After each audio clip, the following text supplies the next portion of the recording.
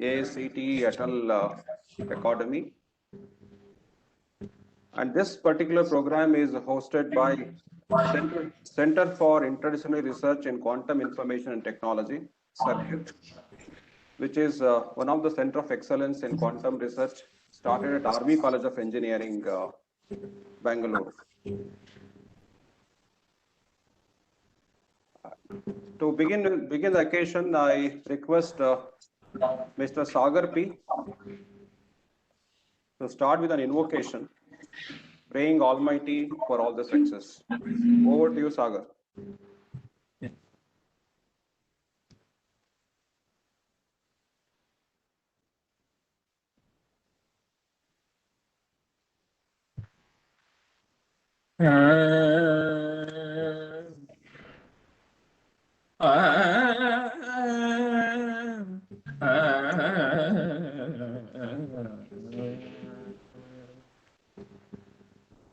गजाननं भूतगणादिसेवितं कपित्थजम्बूफलसारभक्षितं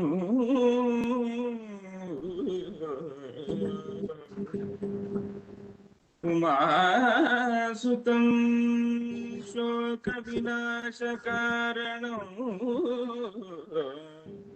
नमामि विघ्नेश्वर पादपङ्कजं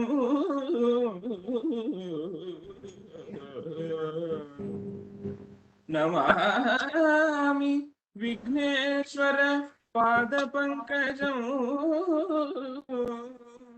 नमस्ते नमः नमस्ते नमः नमस्ते नमः गणपते Namo Namo शंकरितनया Namo Namo गणपते Namo Namo शंकरितनया Namo Namo गणपते Namo Namo शंकरितनया Namo Namo गणपते Namo Namo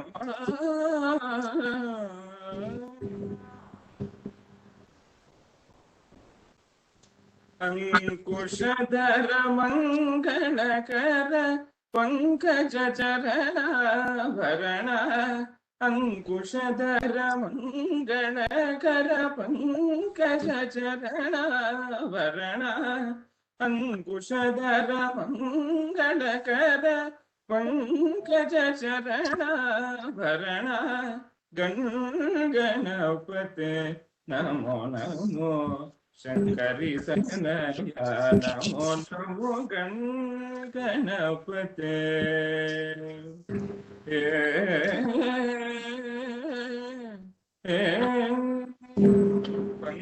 पंकजासनादिवन्दित भक्तार्तिहरणमुदित कुङ्कुमापगुणनिध Harikesh Kumar Mandar कुङ्कुमापगुणनिध Harikesh Kumar Mandar गणपते Namo Namo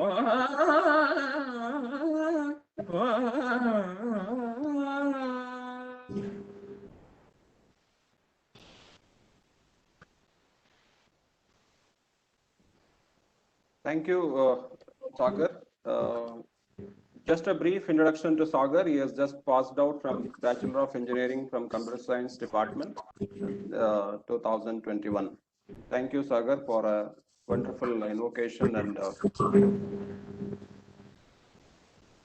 Thank you for the opportunity. So, on behalf of organizing committee, it's my privilege to welcome you all for the Atal FTP on quantum computing algorithms and machine learning. Dear colleagues, ladies and gentlemen, behalf of RV College of Engineering, I extend my hearty welcome to one and all present in the meeting.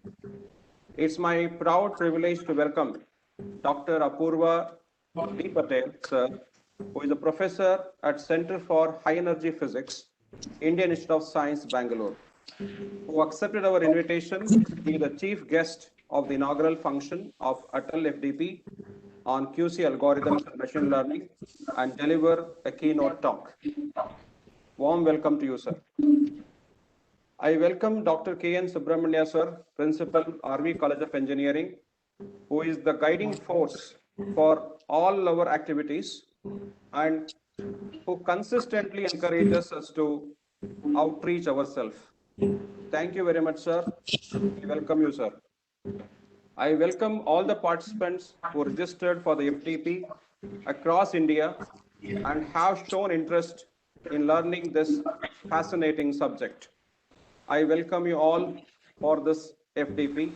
We wish this 5 days of FDP program definitely create a very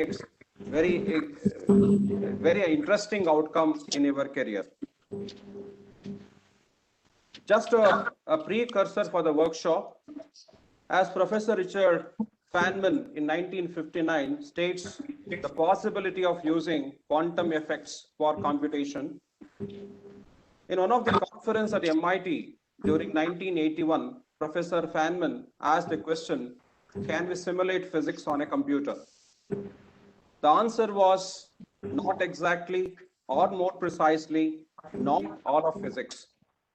He gave a notion, if we cannot simulate quantum physics on a computer, maybe we can build a quantum mechanical computer, which has laid a way to the quantum computing research and development, whatever we are witnessing today with the consistent efforts across the globe from the researchers, industries, professors. They have developed a quantum computation and quantum information as a study for information processing task, which can be accomplished using quantum mechanical systems. With this background, we have started our activities from past 2 years, picking ourselves into this domain. Consistently, we are doing activities. One of these activities is the FDP by Atal. In this FDP, we make a sincere attempts to cover the basics, physics and mathematical foundations for quantum computing, basics of quantum algorithms, and working of 4 quantum algorithms, then quantum computing industry trends, quantum machine learning concepts, quantum programming, and quantum computing research opportunities. We thought of giving as much as possible these basics to you so that you can start comfortably the journey in the domain of quantum computing. So we requested resources from different organizations like prestigious IISc Bangalore, FIU, Circuit, IBM, RV College of Engineering, TCG Crest, Dell, The Art of Living. They have kindly consented to give the work resource and collaborate with us for this knowledge dissemination. To just give an idea of a participation, we have received complete 200 participants for the workshop, which is the maximum capacity across India. 103 engineering colleges, 23 universities and 6 IITs or IIITs are participating, and the participants are coming from 19 different states. So myself, Dr. B. Satish Babu, the FDP Chief Coordinator, along with my coordinators, Dr. G.S. Sharwani and Dr. Manal Moharir, will welcome you all for this FDP, and we thank you for your participation. Now I request our principal to brief us about RVC and COE activities. Good morning to all of you. So first of all, let me congratulate the Department of Computer Science and Engineering for organizing such a wonderful faculty development program, which is in the very, very contemporary area. And this is the future, what is looked by the industries. First of all, let me also thank AICT for giving this opportunity to organize this FDP program for 5 days by sponsoring the program. And we have received a very good response. In fact, this is the third in the series of FTPs we are organizing in the college, sponsored by AICTE. And there has been a very good response. And the team has put in a lot of effort to get good speakers on the topics. And initially, I want all the faculty members to focus on understanding itself. I think we have very good keynote speaker for the day. Of course, people talk about quantum computing. The background of that is quantum mechanics, and that is the most important physics part of it. I am sure that only few would have studied this quantum mechanics in detail, even during their career as in the education system. I am sure we have very good people who will be talking about the quantum mechanics part of it. When once we understand that, then we can talk about the computing, according to me. That's how we have organized the talks from quantum mechanics area to computing to the application area. And this journey has been started quite some times back. Even before starting for this center, we have more than 8 centers of excellence in the college already, which has been started since last 8 to 9 years in the college, starting from Center of Excellence in Macroelectronics, which is a World Bank project. In TechU phase 2, we were there. Then with the help of Cisco, we have started a Center of Excellence in IoT. Then we have started a Center of Excellence in Computational Genomics. Then we have also have a Center of Excellence in Smart Antenna Systems in the Electronics Department. And we have Center of Competences, which has started with Mercedes-Benz in the area of mechatronics, robotics, and automation areas. So we are trying to cover many of these things so that we move to the higher plane of reference. As all of you would be knowing that Army College of Engineering was established in 1963. And we are one of the first preferred institution in the state of Karnataka for more than 2 to 2.5 decades. And our NIRF national ranking is 70. And a long way to go as far as research is concerned. So we have been ably supported by almost all the departments at Indian Institute of Science. Either our faculty would have been doing a PhD there, have completed and come here, or we are in touch with a lot of people through the Board of Studies, Academic Council, governing body, and also our students do a lot of projects in IAC also. I am not from this area altogether, but I realized that I work in the area of supply chain and logistics. And I recently was reading an article that if you want to look into the whole of the business model, looking into the storage part of it, then the quick execution part of it, I came to know that quantum computing would be very much helpful, but a long way to go as far as applications for the total business is concerned.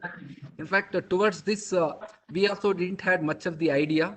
I made a group of Professor Tribikaram Gupta, professor in physics department, and Professor Satish Babu from computer science department. I made a small group and asked them to do a lot of research work in this area. And initially we started from training. In fact, students are always faster than us. And in computer science department, we could find almost around 13 to 15 students who started working small coding and things of that sort in this area. And so through that, maybe since last 2.5 years, slowly we would have, we have started from zero, and we are trying to understand what is there in this area. In fact, I was talking to many people, they told, okay, these are all the futuristic technology as far as the industries are concerned. So in that way, we definitely need the blessings of all the speakers. I also request them to help the college in making sure that we go in this path, and we will be definitely truthful in whatever we do. And as a part of this, we have also started working with IBM. And in fact, IBM is offering a course on quantum even through NPTEL program. So now we are in the process of getting training for our faculty members in the area, then slowly trying to develop small experiments in the area, and the hardware as well as the software part of it, for which IBM is helping us. And we are also applying some 1 or 2 projects with IBM at the national level. So hope it is going to take some time, and see that it will be helpful to the faculty and the students who would like to work in this area. So as a principal of the college, it's my duty to actually provide an ecosystem in building such facilities as well as motivating the youngsters to do very good work. So once again, let me thank Satish Babu and the group for taking a very good initiative of organizing a faculty development program. And let us all for next 5 days learn what is there in this area and try to move further. In fact, we also have a collaboration with Florida International University, Miami. In fact, the next session after Dr. Apurva Patel's speech is Dr. S.S. Iyengar. In fact, we have a MOU with this particular university for more than 7 to 8 years. And we are working in some other areas. And now in that university also people have started working in the area of quantum computing. So in that way, he's already in Bangalore actually. But for the COVID, otherwise we would have organized these programs offline in the college itself. But however, it's also good that in online we are trying to get a lot of good inputs from the people sitting in different parts of the world. So once again, I thank the department for inviting me for the welcome of this particular program. And also in particular, I'd like to thank Dr. Apurva Patel, D. Patel, wherein I got a contact through Professor Y. Narahari of Indian Institute of Science. So to deliver the keynote address, I thank on behalf of the college, sir, for accepting our invitation to be here. And I also, on behalf of the college, welcome all the faculty members, some research scholars and the PG students across the country who are participating. I feel that all of you have to very actively participate in the next 5 days program and come out with some, say, plan after this program, what has to be done. So an outcome of any program would be very, very important as far as I am concerned. And any engineering colleges would be interested to work, and there may be some faculty who may be working in this area. You can all be in touch with us so that we can jointly work also whichever part of the country you are there, it doesn't matter. So I also request the faculty working in this area to be in touch with Satish Babu so that we can work together and try to do something better in this area. So thank you very much. I hope we'll have 5 days, a very good faculty development program on quantum computing. Thank you very much. Thank you very much, sir, for your encouraging speech. Now it's a time to go to our first keynote talk, Prospectus for Quantum Technology Development in India by Dr. Apurva D. Patel, Professor, Center for High Energy Physics. I request my colleague, Dr. Sharwani, to introduce sir to the audience. And we have made a provision for question and answer from 10:45 to 11. So people can keep the questions ready with them, and we can use the chat window for typing out your questions for this to sir for clarifications. Over to Sharwani.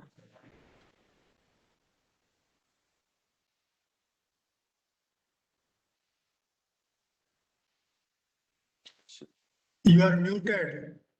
Yeah. Sharwani? Can you hear me, sir? Yeah, we can hear you. Please. Sorry about that. Good morning, everyone. I am privileged to introduce to you our chief guest and keynote speaker, Dr. Apurva D. Patel. Sir is a professor at the Center of High Energy Physics, Indian Institute of Science, Bangalore. His achievements are huge, and actually I have cut short few things. He obtained his MSc in physics in 1980 from Indian Institute of Technology, Bombay, and PhD in physics from the California Institute of Technology under Geoffrey C. Fox in 1984 with a thesis entitled Monte Carlo Renormalization Group of Lattice, QCD. So his PhD evaluation committee member was famous scientist Richard Feynman. Later he did his postdoctoral research fellow from 1984 to 1986 in physics department, University of California, San Diego, USA. Then as a research fellow in 1987 in theoretical physics in University of Wuppertal, Germany, he completed his research fellow. Then he became a scientific associate in theory division, CERN, Geneva, Switzerland, from 1987 to 1989. And then in 1989, he joined IISc Bangalore as a faculty member. He is notable for his work on quantum algorithms and the application of information theory concepts to understand the structure of genetic languages. His major field of work has been the theory of quantum chromodynamics, where he has used lattice gauge theory techniques to investigate spectral properties, phase transitions, and matrix elements.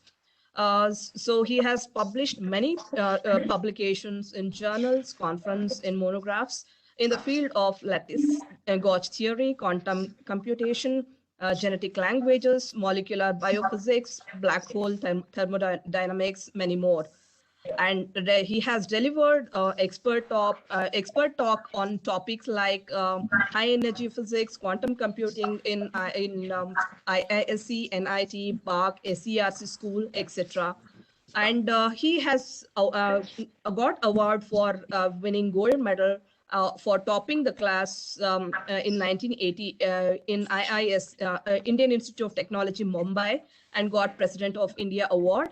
Then he was also given Rajiv Gandhi Research Grant for innovative ideas in science and technology in 1997, and it was awarded by Jawaharlal Nehru Center for Advanced Scientific Research, Bangalore. And he has guided many students and currently guiding many students in the field of quantum computing. I welcome you once again, sir. It's our privilege to have you here and request you to deliver a keynote talk on prospects for quantum technology development in India. Over to you, sir. Thank you.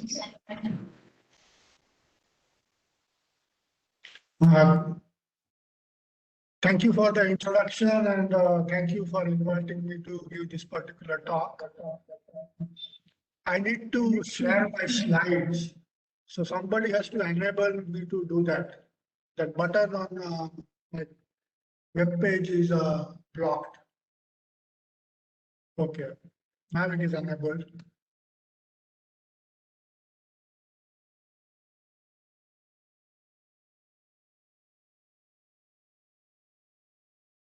Yes, sir, it's visible. Sir. Okay, good. Can you see my slide? Yes, sir. Yes, sir. Okay, let me make it full screen.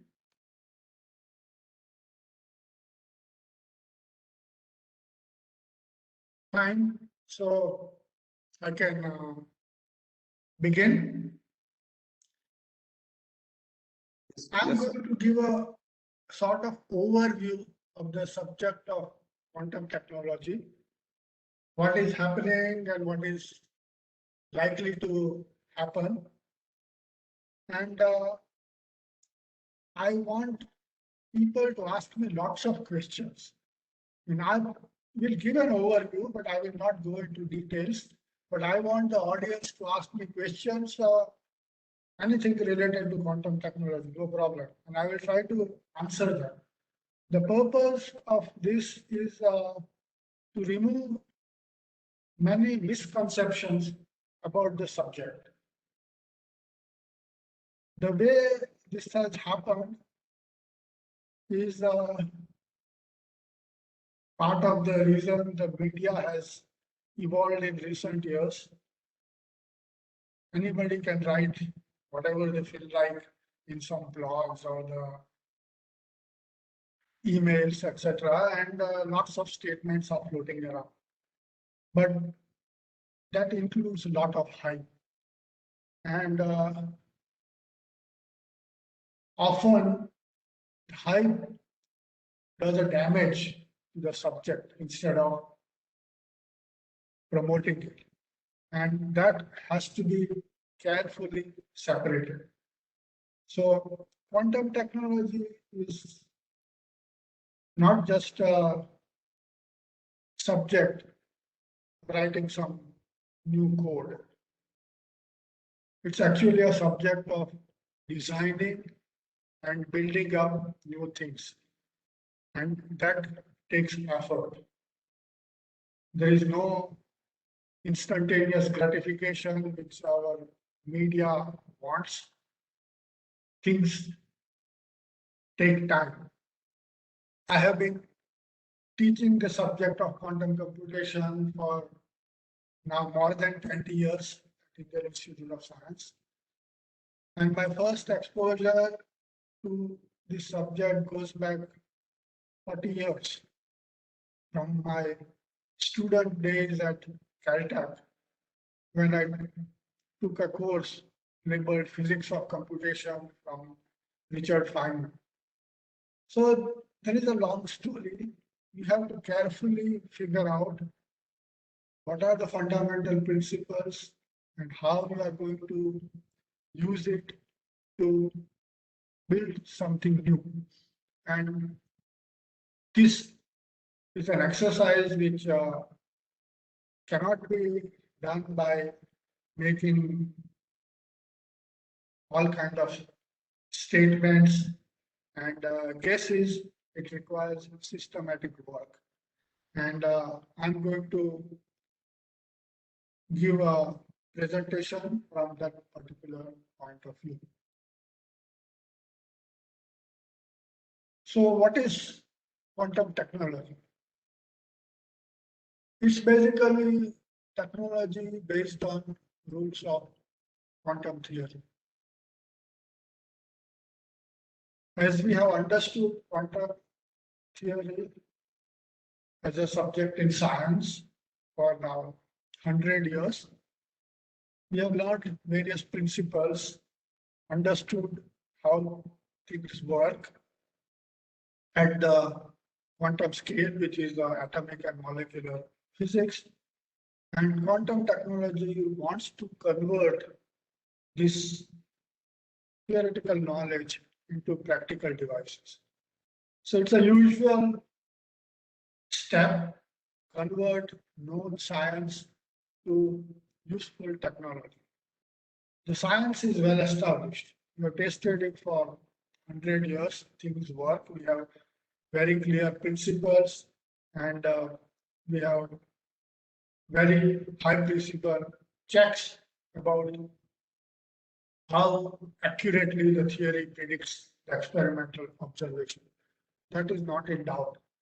But then converting these principles and known observations in some combination to make new devices, that is a challenge. And we have started making progress in that direction. The way things have developed, we believe that there are going to be many significant breakthroughs in the coming years. And some of them will be actually unforeseen and quite disruptive compared to what is available today.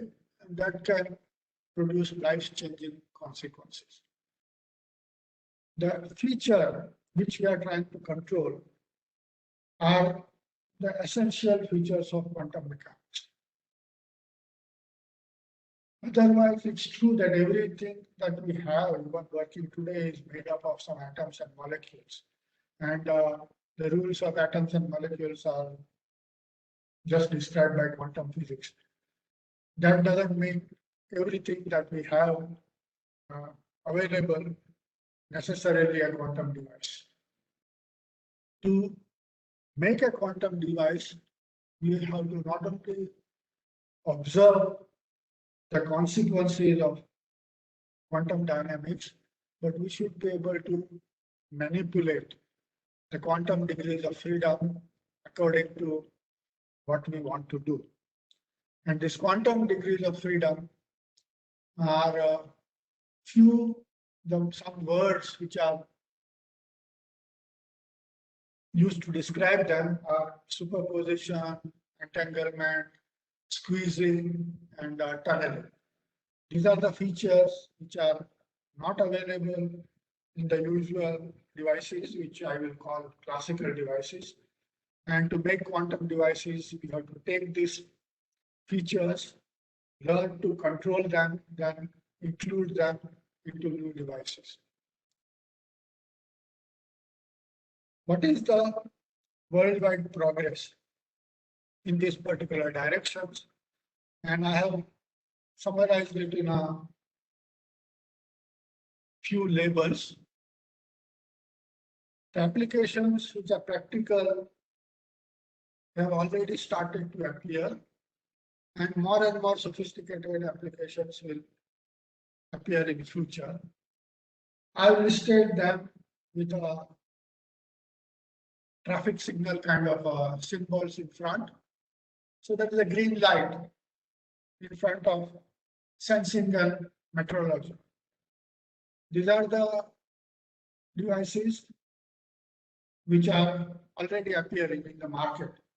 They have gone commercial to an extent. What they do is measure things to high precision, higher than what is available with classical devices. And anything which you can measure with more and more accuracy can be useful in many different ways. The next topic is marked with an orange light. It is sort of on the verge of happening. We will get into practical devices soon. These are applications in communications and simulations. So quantum physics has new contributions to make in what we communicate, how cleverly and how sophisticated in manner.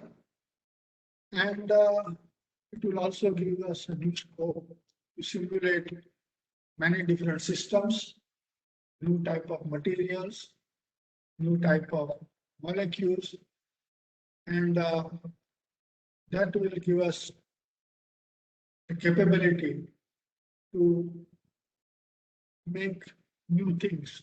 For example, new kind of drugs and medicines. The next two topics are marked with a red light. They still will take some time to come. They are in the future and they are not going to appear all of a sudden. One is feedback to foundations of quantum theory. This is the usual interplay between science and technology. When you learn to make observations with high accuracy, you will test the theory to much more precise level.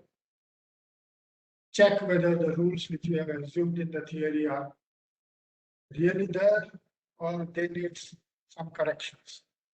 And this kind of questions will be asked for quantum theory as well.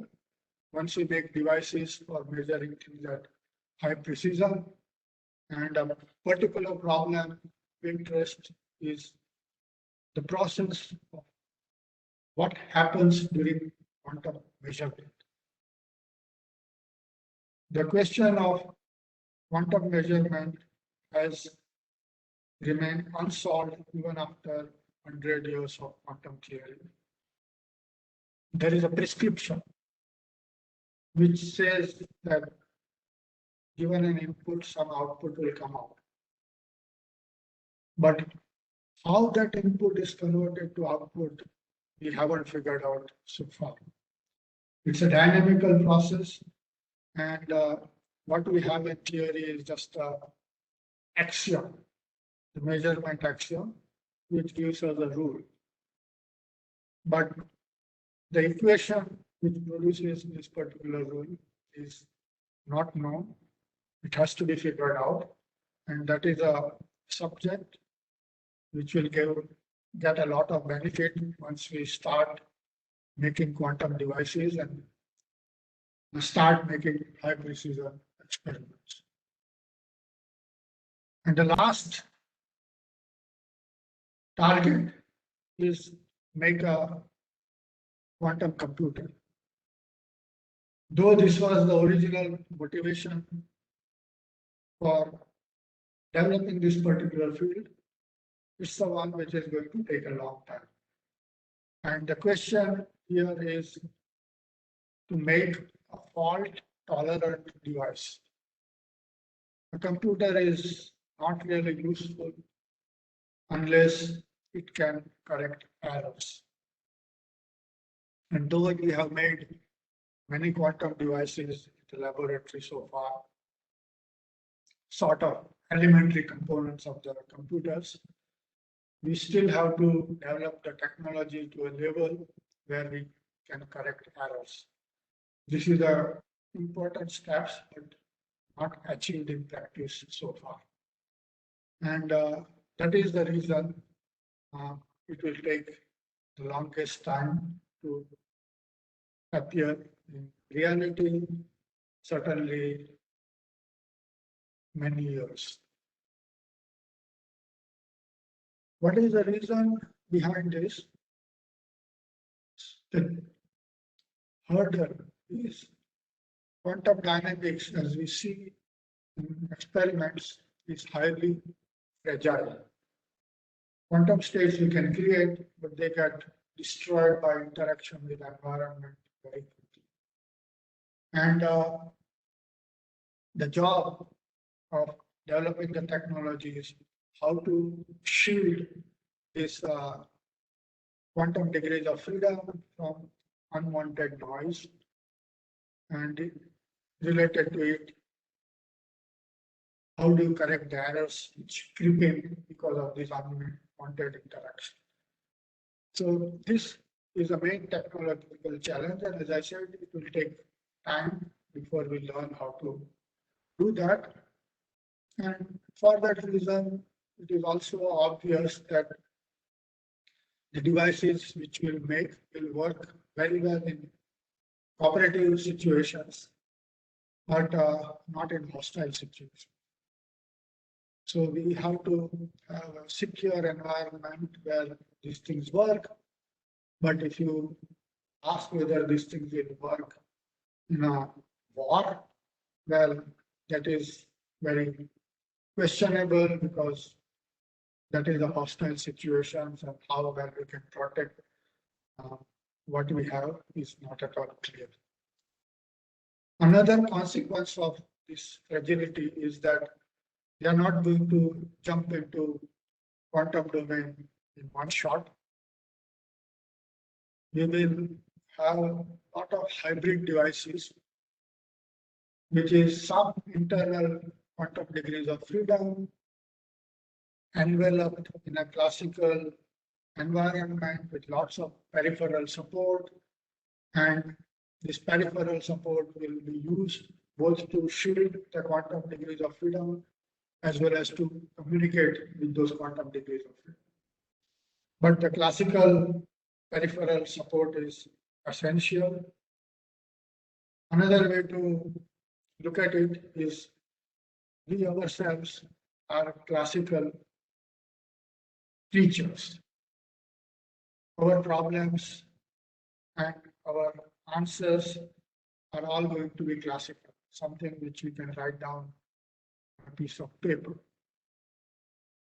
So what the quantum technology will offer is how to go from one classical input to another classical output by an intermediate route, which is quantum. The endpoints are classical. And all the advantages which we are looking for are the possibilities in this intermediate route. And so the classical devices are never going to disappear. They will always be there. They will be essential at the two endpoints to talk to the quantum degrees of freedom in some manner. Another feature is that the classical technologies are not going to remain idle while all these developments in quantum technology occur. So for the classical technology, quantum developments are just a competitor. We will develop classical technology to match the competitor in new directions. And this is a continuous process. We have already seen many years of development involving miniaturization, large-scale integration of how classical technologies improve, and that is going to continue. So the competition between classical technology and quantum technology, what is often called quantum supremacy, is a moving target. It's not that, well, in this particular case right now, the quantum device has won. Well, in a few years' time, some of these examples may be even reversed because the classical technology becomes better and the challenge for the quantum devices will be something new. The point of us, all these things in India, is that we cannot afford to be left behind. There are many developments, lots of promises, and we certainly want to be part of it. And of course, we want to take advantage of it as much as possible. So what is our status? That is not good at all. Many reasons for it. Historical, as well as bureaucratic. But the fact is that the existing expertise and facilities available in India are limited on the theoretical side and severely lacking on the experimental side, both in terms of equipment as well as manpower. Most of the theoretical work which has gone on in quantum theory is actually related to understanding the foundations. This is definitely an interesting subject, but it is only indirectly connected to development of quantum technology. The work related to quantum technology directly is actually scanned and concentrated at a few places in India, some research institutes, and with a small number of people who actually can do something with their own hands to develop this particular subject.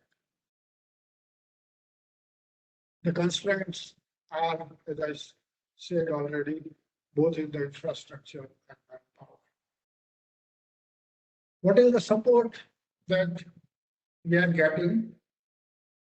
That in last year's budget, the government of India proposed an outlay of rupees 8,000 crores over a period of 5 years.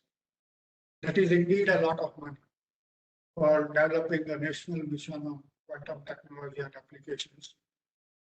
But what has happened to this announcement? So about 1.5 years has gone by, and not a single paisa of this 8,000 crores has been released. This is a situation in dealing with government bureaucracy. They make grand plans, but not very good at execution on the ground.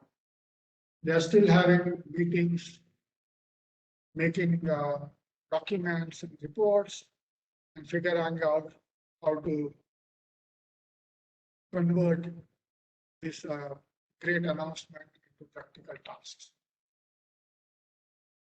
Meanwhile, what can we do? So at present, there is no place in India which has a critical strength to deliver on quantum technology. Important word is deliver. We are exploring, that is fine, but we need stronger and larger groups, if you indeed want to deliver in this particular direction.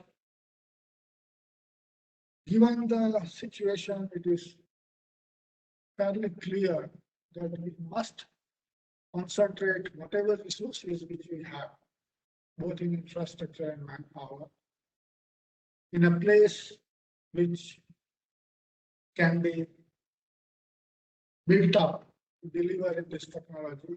We are essentially building from scratch. And we cannot afford to do everything which is going on around the world. We have to select specific areas, keeping in mind our strengths as well as limitations. And this requires a vision, how to go about exploring this subject in a realistic manner. And that is as much a question of management as much it is a question of science and technology. And this is the place where we must take concrete steps.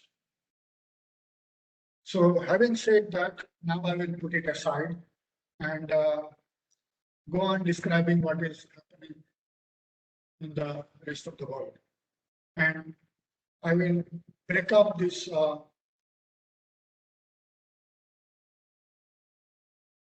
and overview into the 4 topics which I mentioned at the beginning with traffic lights. What is happening? So sensors and metrology are giving us new ways of making highly precise measurements. And these measurements span all kind of devices, and they will have a lot of applications ranging from science, engineering, and healthcare. We measure things with many different instruments all over the technological span. So what is the advantage? The advantage is that the precision offered by quantum devices scales as 1 over n, where n is the number of attempts that are made to measure a particular observable. This has to be contrasted compared to what is done in classical devices, and that scales as 1 over square root of n. The simple classical manner which we use in our school experiments to begin with, if you want to measure thing, you measure it several times and take an average of it. The average is a better guess than individual results.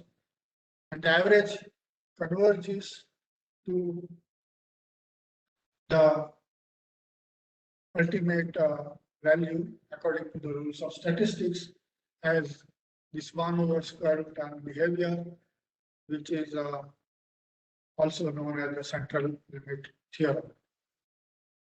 What quantum measurements offers is something better, a result which scales as 1 over n, and to do that, it takes into account actually the correlations between multiple attempts which measure the same quantity. In classical strategy, all these correlations are completely. So examples. Yeah, by the way, this 1 over n behavior is also known as Heisenberg limit in the literature. So examples, I have listed a few. There are high accuracy atomic clocks which are getting made. They can easily beat our available clocks by orders of magnitude in precision. And when you make high precision measurement of time, and that is useful in many different ways. One example is the accuracy of GPS, the Global Precision System. The reason is that the accuracy of GPS is essentially governed by the speed of light and the measurement of time intervals. How much does a signal travel in a particular duration? Speed of light is a constant. So the resolution you get in position is nothing but the resolution dictated by the clock, which tells us the accuracy of time. And so, yes, you can improve the precision of the GPS instruments by orders of magnitude. No question about that. Some of these things are already getting made, and they may be hidden because of their strategic implications, but it's certainly something which is within everybody's grasp. Time is not the only thing which you measure. You measure lots of other properties as well. Another property is measurement of electromagnetic fields. In particular, a lot of sophisticated instruments depend on how precision you can measure the magnetic fields or the response to a magnetic field of some elementary magnetic components, such as spins of a material or some atoms. So it has been observed that nitrogen vacancy factors in diamond can be hyperpolarized. Hyperpolarized is essentially to about 100%.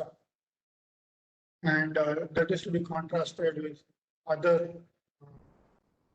instruments which can polarize devices only to a fraction of %. And so if you can embed this highly polarized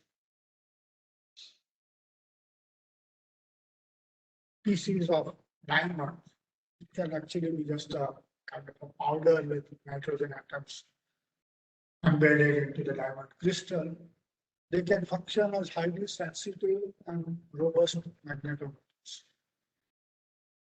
And the potential is that these magnetometers can replace large instruments which are used in many fields, including the medical field, such as the MRI scanners. Magnetic resonance imaging is used in that.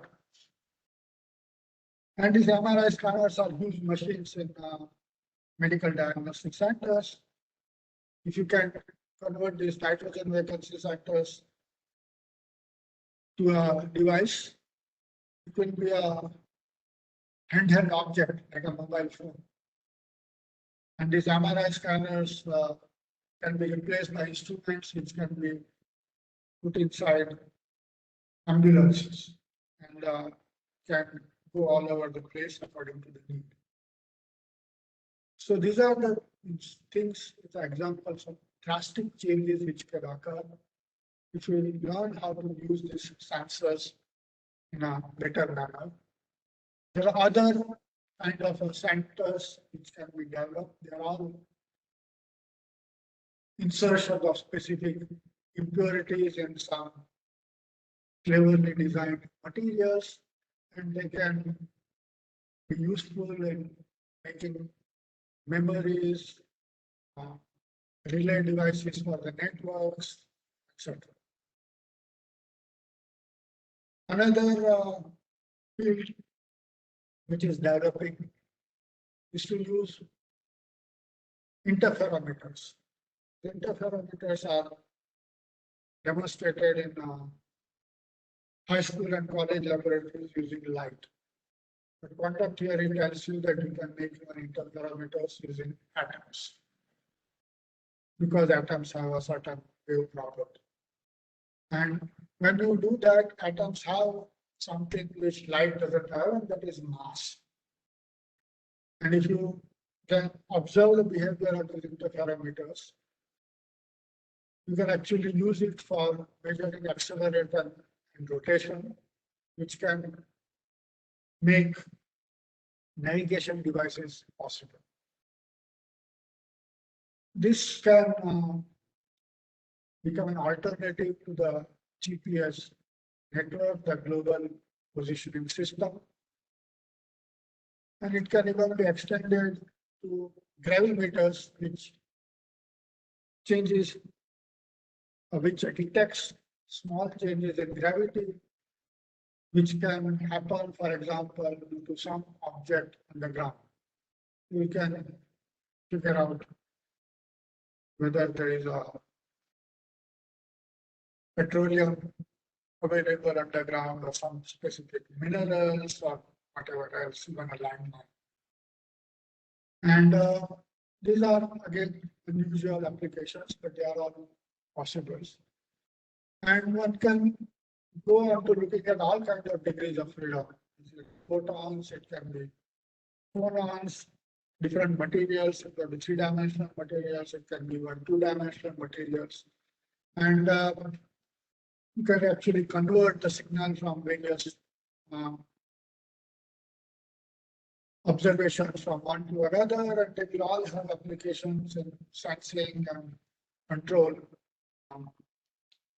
which will follow from high precision measurement. For all these applications, the quantum part is actually a small device, few degrees of freedom, but cleverly chosen and buried inside some material. And then environmental material which covers the quantum device will have to be controlled and observed using sophisticated electronics. That part is classical, but it is necessary for control as well as interpretation of the quantum measurements, and a lot of support will be needed, and new kind of strategies need to be developed in building up this control electronics as well. Let me tell you something which is not really quantum, but it is also developing rapidly, and it has been labeled as quantum inspired methods or quantum inspired algorithms. Why it is called quantum inspired is because it is essentially classical, but we would not have thought about this particular subject unless a quantum competitor was present. So the development of the subject of quantum technology has guided us to look at classical technology from a new perspective. Why we didn't think about those directions is some extent historical, and some extent we didn't have any particular reason to look at the topics in that particular way. But now there is a parallel development that suggests that yes, we can look at the classical strategies from a new viewpoint, and that also leads to new developments. The useful feature here is that we don't have to wait for quantum devices to come along, because these are things which can be executed on existing classical systems. And there is a huge opportunity to develop new methods in this area. Some of those I have listed. One of them is explorations in big data analysis, which most of the time is being done using trial and errors. But now we are developing new kind of pattern recognition and recommendation systems. There are applications of new classical algorithms in machine learning, in particular the classification problem. And this also can be converted to some extent into a quantum inspired analog to do the things more efficiently. There are a lot of problems in artificial intelligence where again quantum inspired methods can help. And here are some examples. One of them is randomized algorithms, which most of the time in classical systems is based on probability theory. Now we can ask the question that what can be possible if we replace the probability weights by unitary amplitudes. This replacement will allow constructive as well as destructive interference between different contributions, which is not possible in probability theory. And if you figure out how to use this interference cleverly, there will be lots of applications in recommendation systems, logistics problems, even financial market. Another topic is what is known as quantum safe cryptography. This has become of interest because of the demonstration that several of the existing cryptographic protocols, for example, RSA,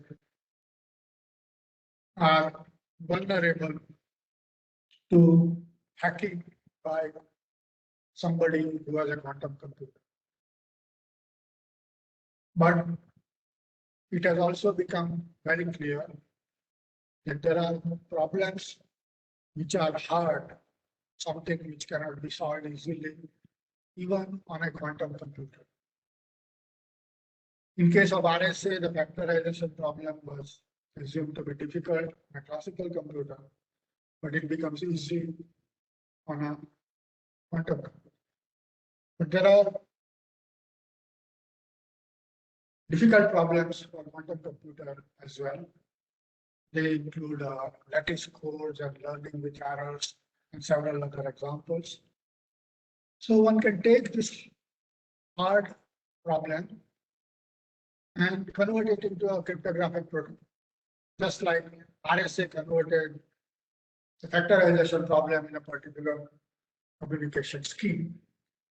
And if we can do that, that will give us a new communication protocol encoded in such a manner that even somebody who has a quantum computer cannot break it. And so we do not have to worry about somebody having a quantum computer even when we don't have one. And we can safely use these quantum safe protocols. So this is something which is possible in theory, but has to be developed in practice. And a large amount of effort is going on in this particular direction. There is actually a international challenge from the Institute NIST in this field, and many sophisticated computer scientists and mathematicians are working on it, and no doubt it will produce a lot of interesting applications. The practical part of it is when the application arrives, it will be implemented on our available classical devices. Yet another feature is techniques which are based on wave dynamics. These have not been explored mostly from historical viewpoint. The digital revolution, which has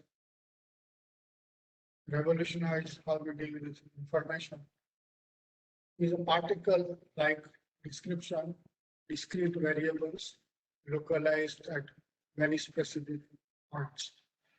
But the waves are different objects. They are not localized, they are spread out. And they work in different ways. In particular, they have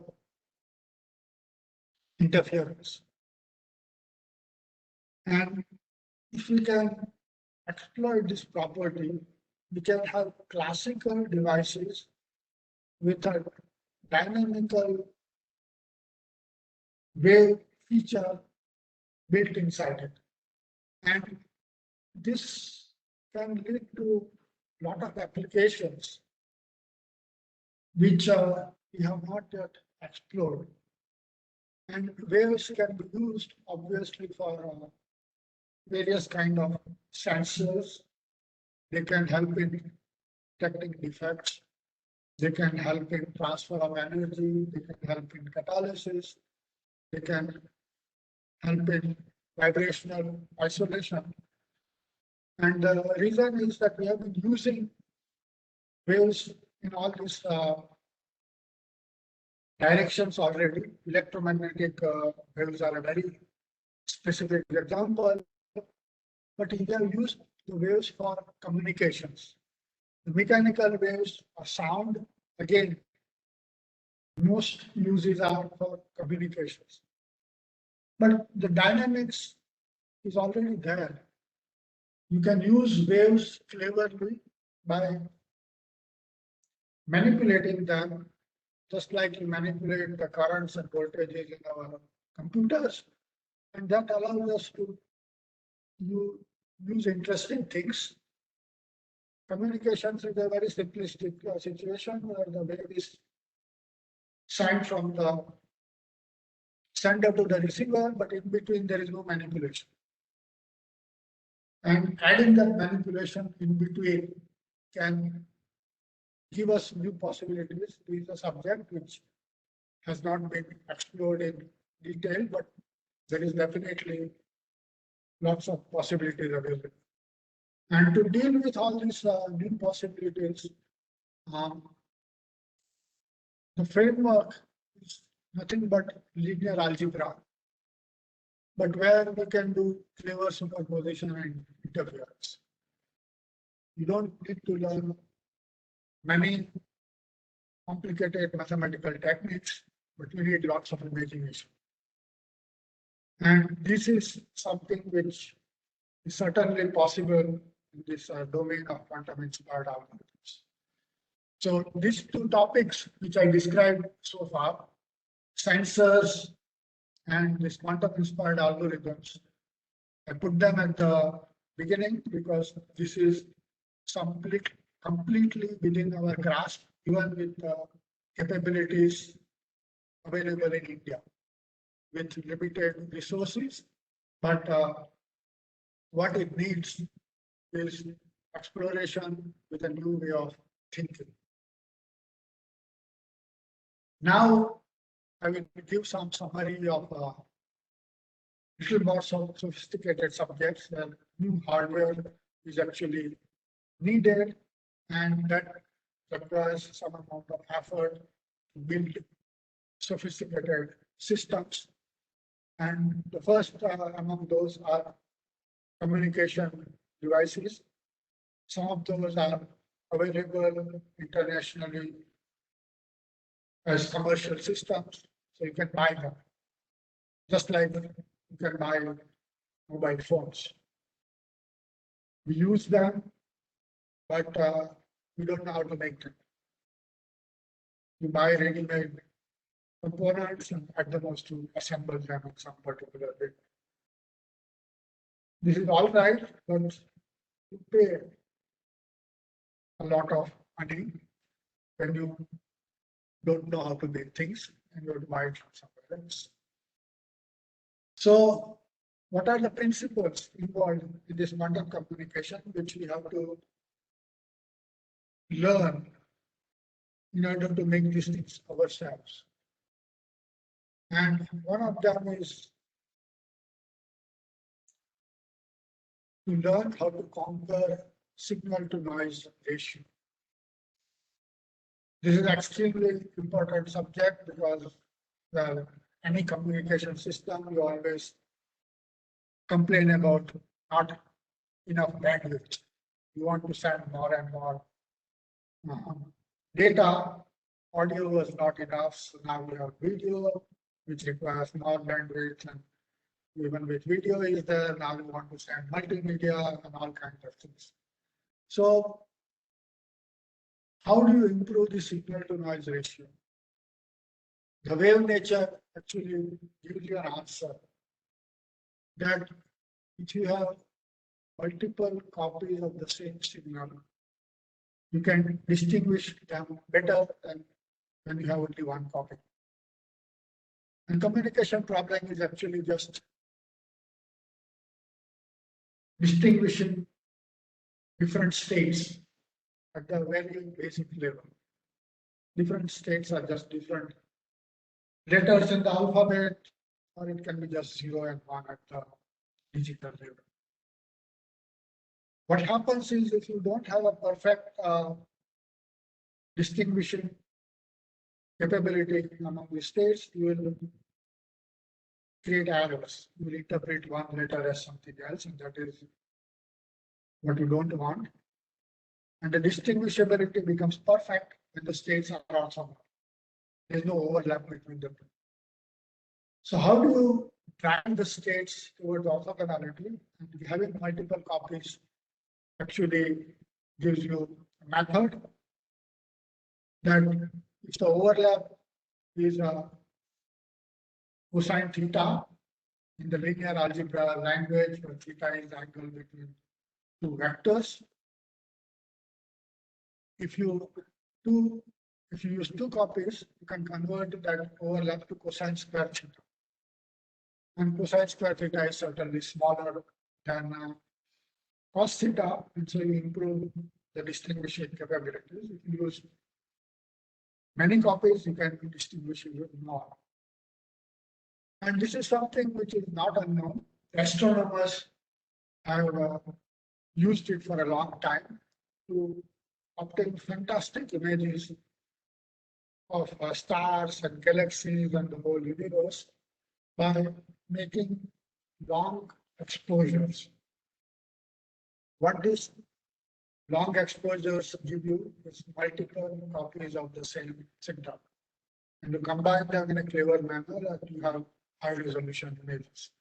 What we see with our eyes or just a camera in one shot is one image, and that doesn't have the same resolution. So yes, it is a field with lots of improvement possible, but certainly lots of uses. One can also make sophisticated random number generators using increase in quantum measurement that is already being exploited to a certain extent. And the quantum measurement gives you a different source of randomness compared to what is done right now in many computers, which is called a pseudo-random number, not a genuine random number. And again, these are the devices which, once you have mastered it, can be put inside mobile phones. So this is something which is again becoming practical, and some of the steps needed to do this are control over single photon sources, make them highly efficient, fast response, short lead time, distinguish them very well with frequency cones, use entangled sources to give the photons specific time window. It just means that if you observe one at one place, there is a correlated photon simultaneously available at another place, and that gives a control over the time window which is needed. You can do sophisticated detections again with this single photons or entangled photons, which can give you high precision imaging using the improved signal to noise ratio. In medical field, they can reduce the radiation dose which is needed for imaging, and in other application, improved signal to noise ratio can reveal objects which are hidden. For example, you can make a more sophisticated radar. Of course, this can go to bigger scales as well, and people are already talking about quantum internet. That is still in the future because you need not just these single photon devices, but ways to counteract the decays of the system which appear over long distances. So you need relay stations in the middle, also called quantum repeaters, and they are not available. They will take some years to be developed, and such repeaters will allow us to make quantum internet, which has all these improved capabilities of sending signals between multiple different kind of devices. The communication problem offers lacks with connected with the security concerns, and the quantum communication doesn't solve all the problems of security. As I said earlier, that there is a quantum safe cryptography which already is visualized. There are also problems like authentication with the quantum communication cannot solve because they are concerned with the endpoints, verifying who is the sender and who is the receiver. Well, they are the classical objects. And if you don't have a good authentication, you can have impersonation. Somebody mimics somebody else. And communication, which is actually the in-between process between sender and receiver, cannot help in this authentication. The military also thinks always about a different attack to just jack the signal. When the internet becomes too much of a nuisance, they just turn it off. Here the point of view is just don't allow people to communicate rather than trying to figure out what they are communicating. So this is something which is in a different direction. Security is a different matter. And quantum communication doesn't directly help in that field. There are some advantages, but not everything can be conquered. And one thing which also has to be kept in mind that the communication rate of quantum devices will never match that of classical devices. So what we use in particular situation depends on the situation. The reason the quantum rates always will be smaller than the classical ones is the dead time. There is always a dead time for the detector when it receives one signal and then becomes incapable of receiving another signal within a short time later. So it has to relapse after receiving the signal. The relaxation time for a quantum device is always going to be larger than the relaxation time for classical devices. And the fastest communication rate you can achieve is nothing but the reciprocal of the dead time. And the quantum communication, therefore, will never get the same data transmission rate. So you will use it, but in certain specific situations, not all of it. There is a subject of quantum simulation, which was the original motivation for this particular field as outlined for simulating certain physical models by Richard Feynman. And that was just a simple observation that there are many physical problems that people are trying very hard to simulate them on the computers, but they're coming up short. And the reason for this is that most of the simulations use a importance sampling method, often called Monte Carlo methods, to sample a large space of possible states. And this is just not efficient. If you have a quantum system, it will explore all these number of states much more efficiently and produce a result which will be much faster than what is available in these classical devices. And there is another way to put it, that nature produced all these devices or all these materials in some way or the other, using a certain set of rules.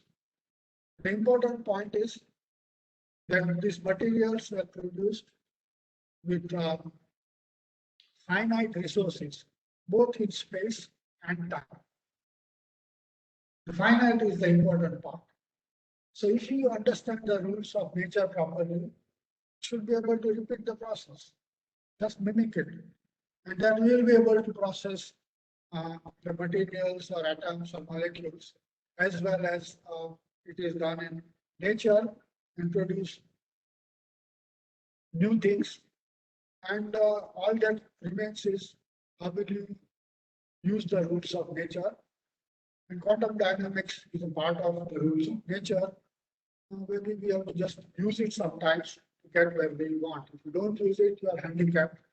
And that is what is happening with this Monte Carlo simulation methods, taking inordinately long time to produce results. There is a counterpoint also that if we are not able to do as well as whatever is happening in nature, despite our claims that we understood all the rules, it just means that there are some rules of nature which we haven't figured out. And that is an important challenge for a scientist. That yes, some things are still obscure. You figure them out because it already exists in nature and then use it. And that is a different perspective. It is also definitely interesting field of research. And what will happen if you do such a simulation, where you will directly map the system that you want to study into a hardware, a quantum device. Simple 1:1 relation between different quantum degrees of freedom. And as long as they have the same rules, they should produce the same result. The advantage we will have is we will have the capability to tune lots of parameters, which in natural systems are fixed by certain values of coupling constants. You cannot change them. But in the mapped model in the hardware, you will have the freedom to change these parameters and study the behavior of the materials as a function of parameters. And that will give us a possibility to organize and tune different interactions in a manner to produce new kind of structures, new kind of materials, new kind of molecules, and certainly material science and pharmaceuticals have huge applications for such things. Even the question of energy storage and transfer can benefit quite a lot from such developments.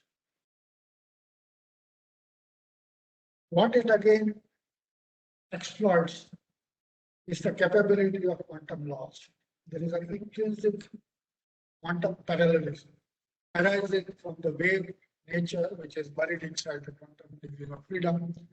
You can do many things simultaneously, the same point in space and time, without extra overhead, which is needed for parallel computers. And that advantage actually can become exponential depending on how clever you are. And that is what tells you that once you conquer this parallelism, you will be able to explore large amount of data using a very specific quantum system. You are essentially taking advantage of what in the computer science language is known as SIMD, single instruction multiple data. And quantum parallelism offers you the way of executing these SIMD systems and getting large advantage, and applications are all over the place, from physical models of physics and chemistry, ranging from statistical mechanics, field theory, molecular dynamics, and going on even into biology, things like protein folding. Okay, so at the end, I will just give a current status. Where are we in this particular case worldwide?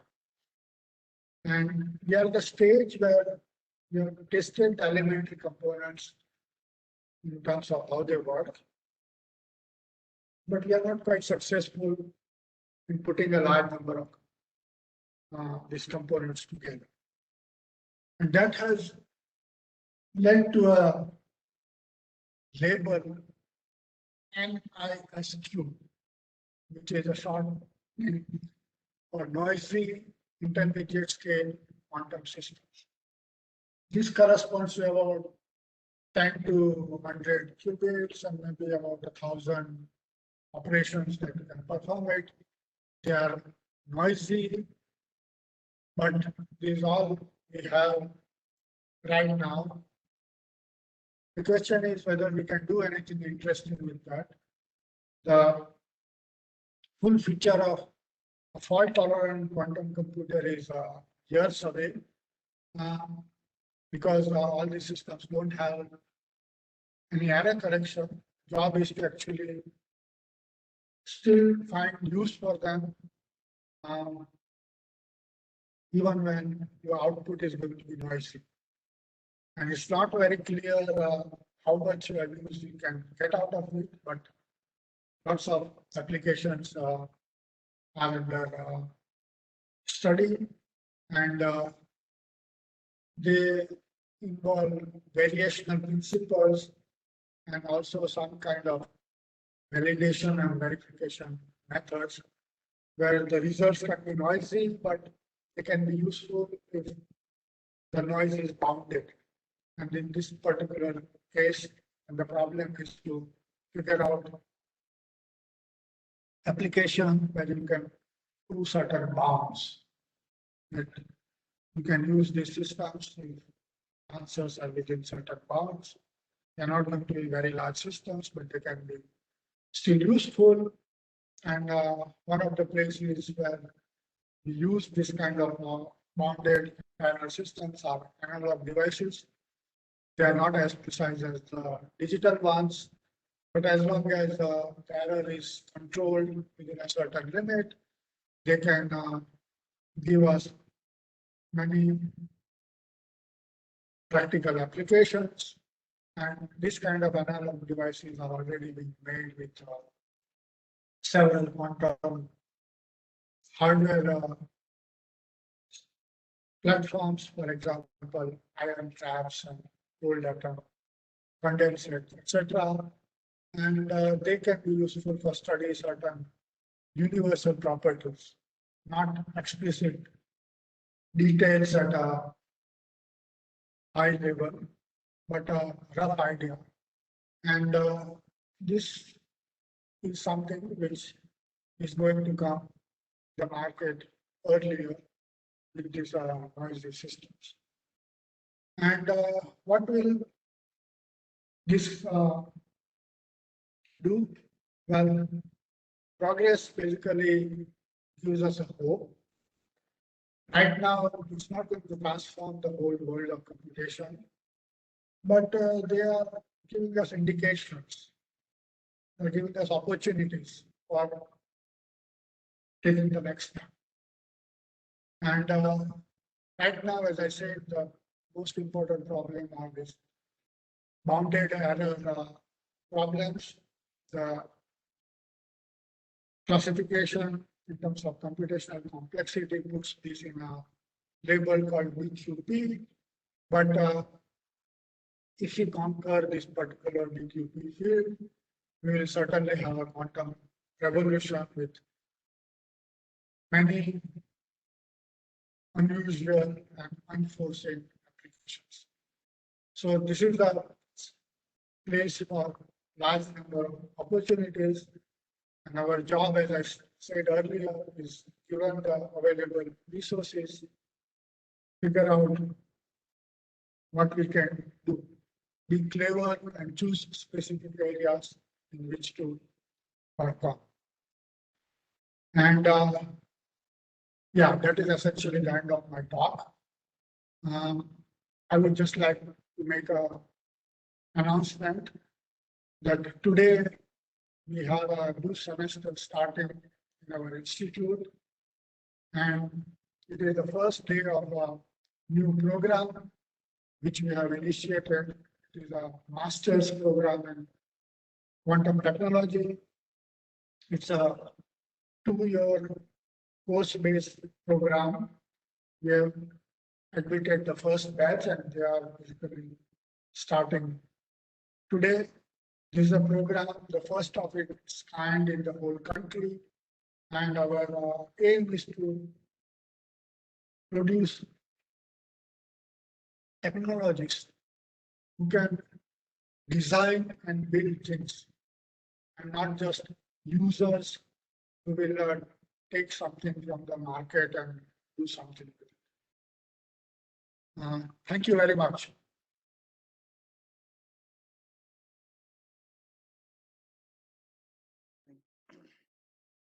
Thank you very much, sir. So it's a time for questions.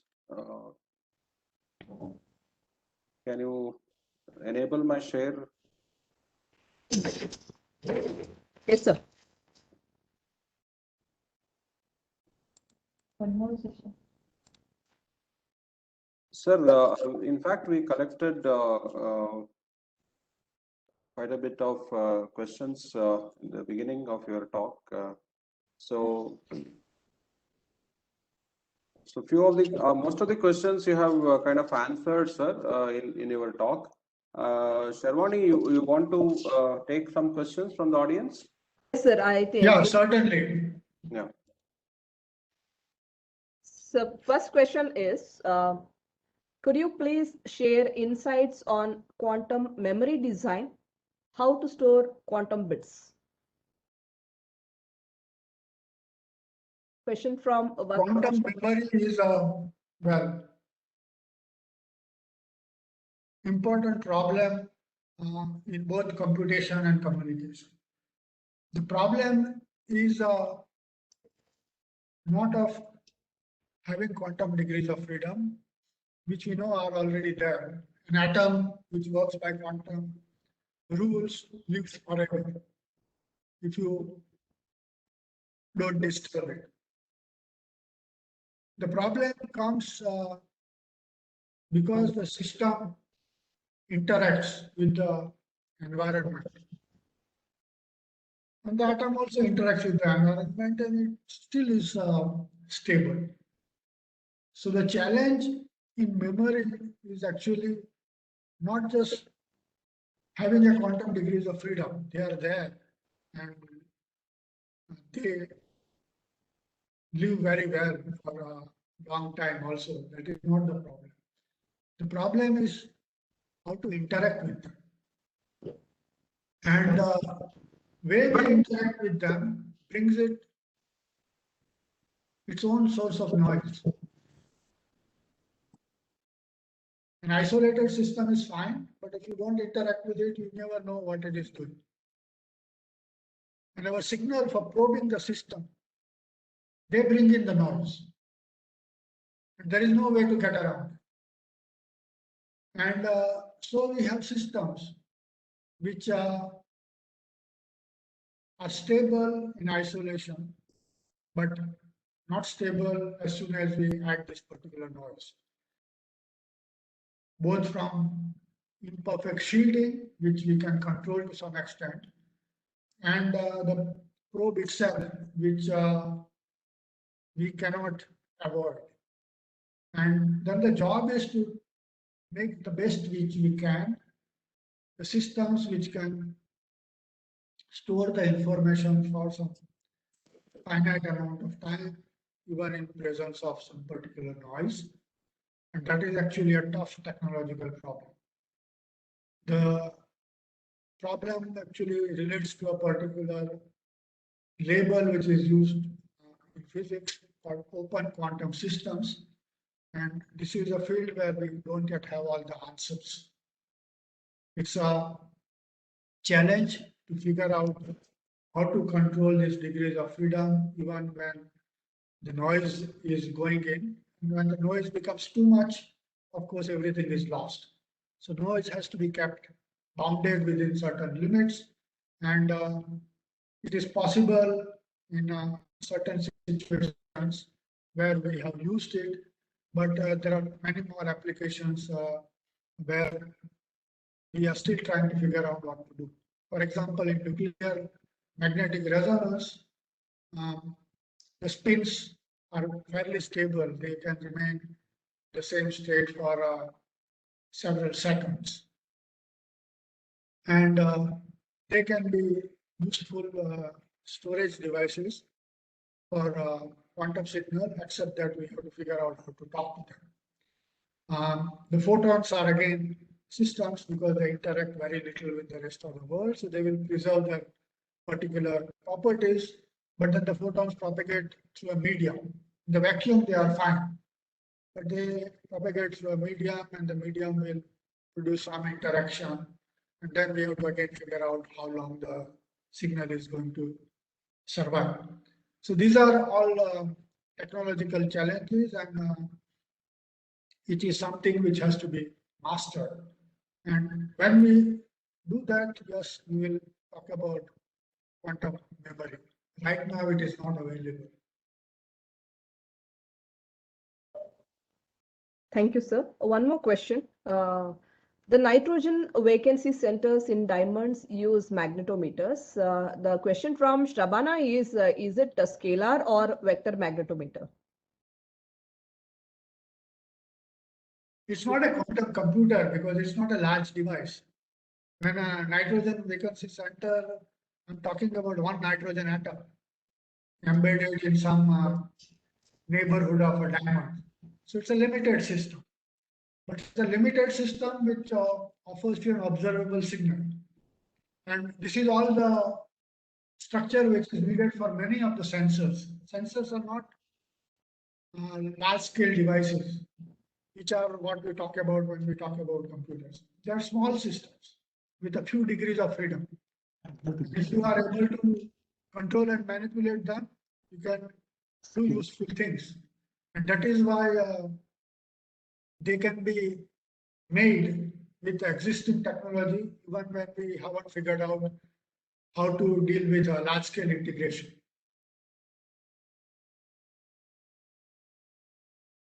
Okay, so one more question. The concept of wave dynamics, a semi-classical approach based on atom and photon, is it the question is it based on atom and photon interaction?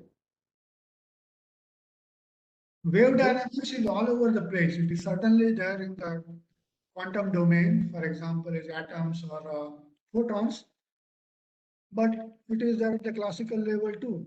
We use light and sound. And the demonstration which we see in laboratories in high school and schools is all at a classical level, except that we have used waves, as I said, mostly for communications. We have not used them really for computation. And the job is to figure out, can we use these waves even at a classical level to do something for computations. And by waves, you can extend it to any oscillatory degree of freedom. For example, in electronics, there are the so-called RLC circuits, which are very good oscillators that we can make. But we have not really used them to do much in the direction of computation because they cannot compete with the digital devices. Question is, can you make some other kind of application based on this wave degrees of freedom? That is an open question. Thank you, sir. Some questions I am actually avoiding because those things will be covered in the workshop. Well, two more questions here, sir. One question from Abir Vaishnav. He says, what is the progress in developing quantum hardware and what is the maximum number of qubits that has been achieved? His question is, from Indian perspective. Yeah, from Indian perspective, what we have been able to make in a laboratory are 1 and 2 qubit systems, rather small ones. But we have to learn how to handle them and control them, particularly bring down the noise level before we can think of making bigger systems. So that is essentially the status. Well, how far it will go, that is open. It depends on technological developments, not only just within India, but worldwide. The systems which you read about in news are the ones made by Google or IBM. They have of the order of 50 to 100 qubits. Have they done anything useful? The answer is no. But what they have shown is there is a problem of principle that is solved. That yes, it is possible to do things in this particular direction. What will be the use of these devices? Well, one of the most common application for computers is never mentioned. And that is, what do you use a computer for? Well, to make better computers. And this is what will happen in this particular domain as well. What do you use these quantum devices for? Well, make better quantum devices.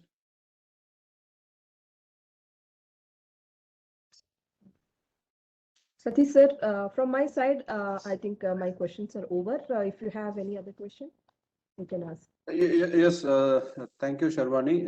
Sir has covered holistically end to end from fundamentals to the present state. He has covered many of the concepts and he has given the complete view of the quantum technology in India as well as in the world scale. So many of the questions we collected early before the session of Professor has been answered a kind of in the session already, and few of the questions we can keep it in the future course, because that goes for learning some more fundamentals in the technology that will be covered in the coming sessions. So that's why we do not want to waste a lot of time of Professor here. So that is why we do not have any other questions to ask here, sir. So I will hand over to Minal for a vote of thanks. Sir, Subramanian sir, you have anything to say? No. Okay, sir. Yeah. Minal, please continue with the vote of thanks. Yes, sir. Thank you.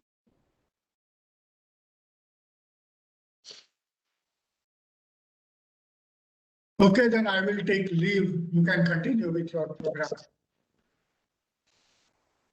So there is a formal vote of thanks, sir. That's why. Okay. Okay. Minal? Minal? Satish, you can. Not unmute. award for me. One second. Come here. Hello, can